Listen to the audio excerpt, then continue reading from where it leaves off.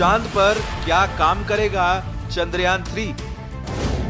भारत के लिए चांद से क्या लेकर आएगा चंद्रयान? 14 जुलाई 2:35 पर भारत ने अपना चंद्रयान 3 मिशन लॉन्च कर दिया। ये करीब 42 दिन बाद 23 अगस्त को चांद पर लैंडिंग कर सकता है। लेकिन क्या आपको पता है चंद्रयान 3 चांद पर क्या काम करेगा और भारत के लिए चांद से क्या लेकर आएगा?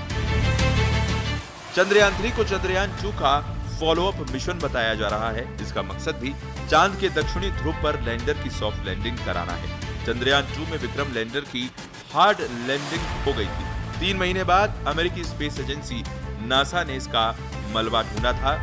इसके 4 साल बाद अब फिर इसरो चंद्रयान 3 के जरिए लैंडर और रोवर को दक्षिणी ध्रुव पर उतारने की कोशिश करेगा। रोवर एक 6 पहियों का रोबोट है जो लैंडर के अंदर ही होगा और लैंडिंग के बाद बाहर आएगा।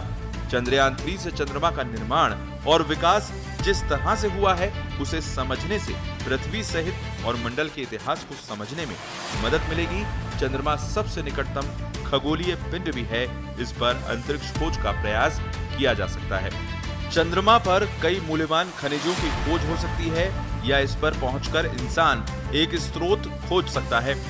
भविष्य में चंद्रमा पर अंतरिक्ष अड्डे स्थापित किए जा सकते हैं। चंद्रमा, पृथ्वी और ब्रह्मांड की बेहतर समझ के लिए ये खोज जरूरी है। अगर ये परीक्षण सफल हो जाता है तो भारत को दुनिया के सामने अपनी क्षमता दिखाने का मंच मिल जाएगा। अब आपको बताते हैं चंद्रयान 3 चांद तक कैसे पहुंचेगा और अगर चंद्रयान 2 की तरह इस बार फिर चांद पर लैंडिंग में गलती हुई तो क्या होगा? इस बार किस तरह से लैंडर विक्रम को ताकतवर बनाया गया है? इस बार विक्रम लैंडर के चारों पैरों की ताकत को बढ़ाया गया है। नए सेंसर्स लगाए गए हैं, नया सोलर पैनल लगाया गया है। विक्रम लैंडर लैंडिंग के लिए सही जगह का चुनाव खुद करेगा।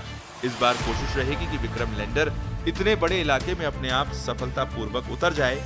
इससे उसे ज्यादा फ्लेक्सिबिलिटी मिलती है।